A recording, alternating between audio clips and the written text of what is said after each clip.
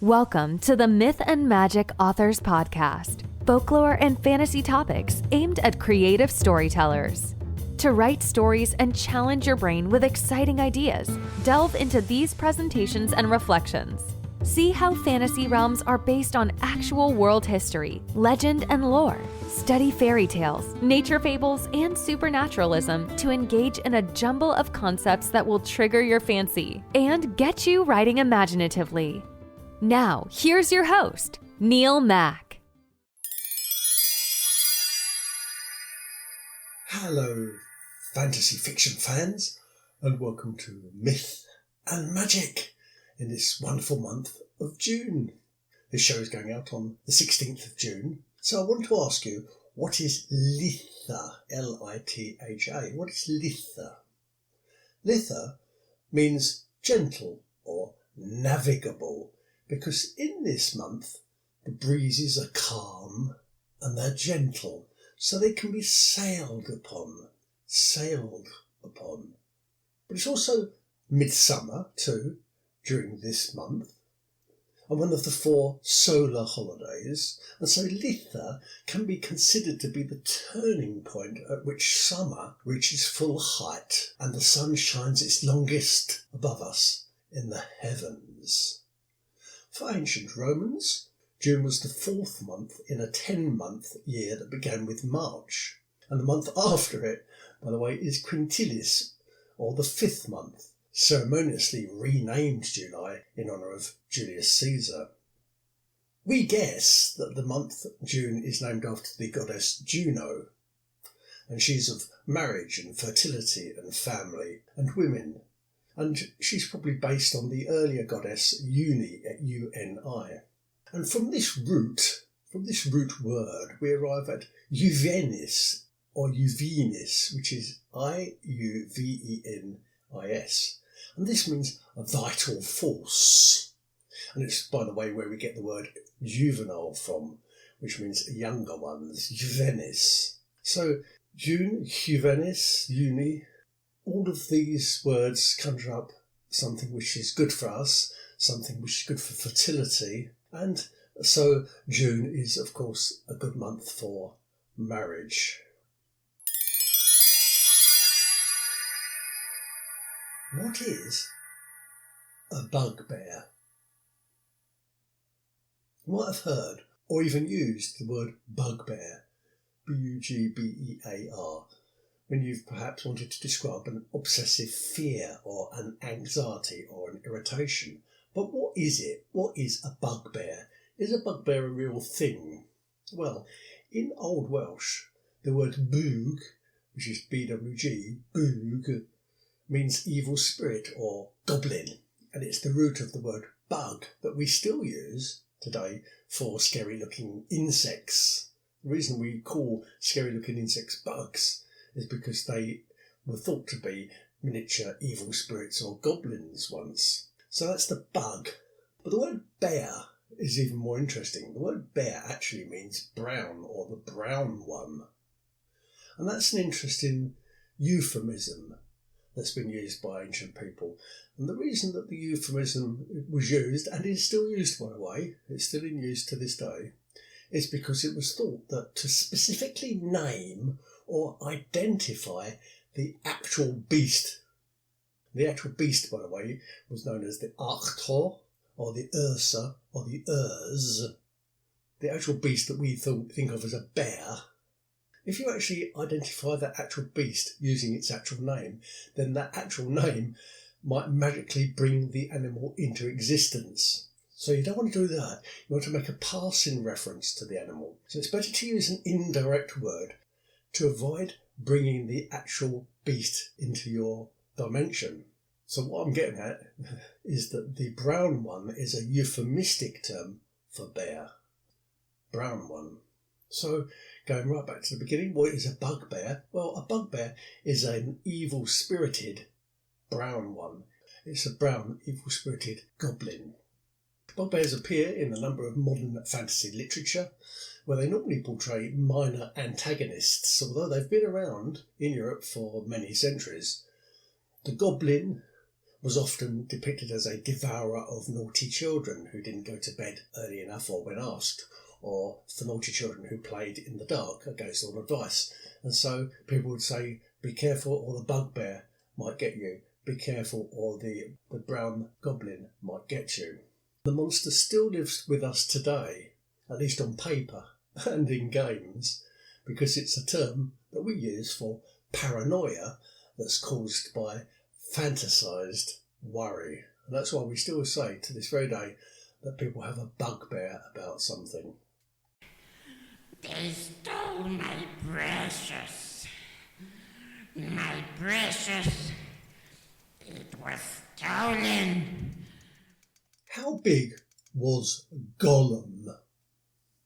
We all think we know Gollum, Smeagol, and his precious ring. But who or what was Gollum? And how do we know him so well? And how can we learn from Tolkien's skill in creating monsters when we are creating monsters of our own for our fantasy novels? So I would like to start with an undemanding question, and that's, how big was Gollum? The character Gollum was introduced as a small, slimy creature in The Hobbit and was said to fish from a boat and devour goblins that got too close. He lived, as you may recall, in an underground lake, so his eyes became like lamps as he adjusted to the perpetual darkness. But was Gollum an Andy Serkis-sized latex puppet, or was he considerably bigger than that, or much smaller? The reason I'm asking this is that in the first edition of The Hobbit, the size of Gollum was never actually stated. He's not compared with anything else. This led illustrator Tove Jansson, who is most famous for the Moomins, by the way, to depict the monster as a large orangutan-like beast with a thick belly.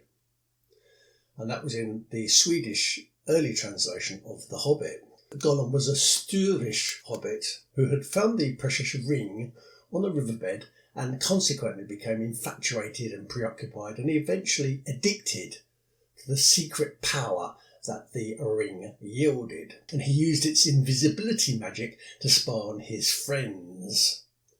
He was renamed Gollum by them because of the horrible guttural noise he made when he swallowed.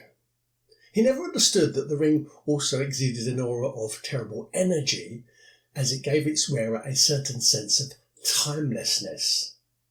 He never understood that the ring created wraiths out of those who were too weak to handle its awesome power. And presuming that she lost her grandson to a desperate addiction, his grandmother rejected him and disinherited him because she felt that his body and his mind was becoming increasingly poisoned by infatuation with the ring. So, unloved and unwanted, Gollum went into the wilderness to settle in the misty mountains, discarded by his own kin and plagued and corrupted by his obsession. So the ring exuded an aura of terrible energy. It gave its wearer a sense of timelessness, and it was so powerful that you couldn't handle it. Imagine this. Imagine you replace the word ring with sex, or with alcohol, or with painkillers, or with gaming. Isn't Gollum just another kid with a problem? Isn't Gollum just another kid with a problem he can't solve on his own, but he's rejected by the people who should have been taking care of him? In fact, we know that Gollum is not entirely evil because he tries to keep it together and he attempts to handle his fix, although he doesn't have nearly enough strength to do this on his own. And he keeps saying that he loves and hates himself. He's a kid with a problem. Some commentators have suggested that Gollum is the negative aspect of Frodo, his shadow figure, so to speak. But I suggest he's more than merely the other half of Frodo. My assertion is that he's our other half too.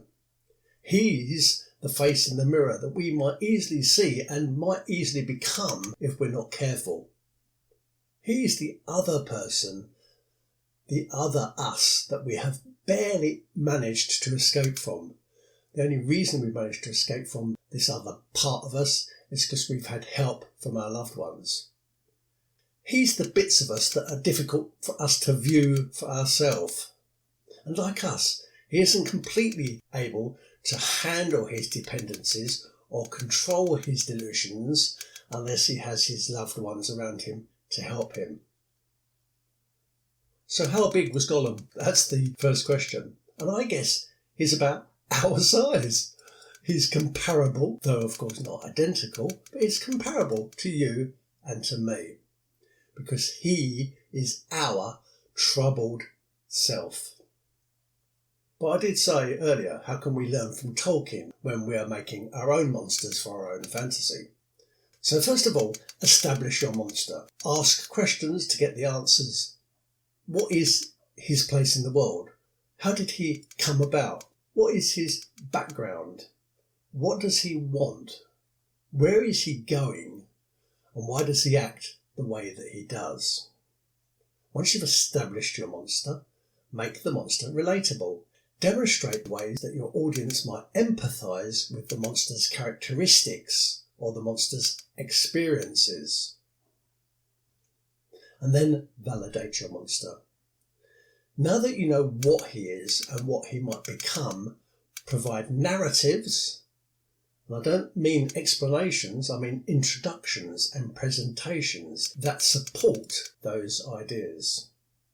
So be like Tolkien, establish a relatable creature and validate your creature. And Gollum was our size.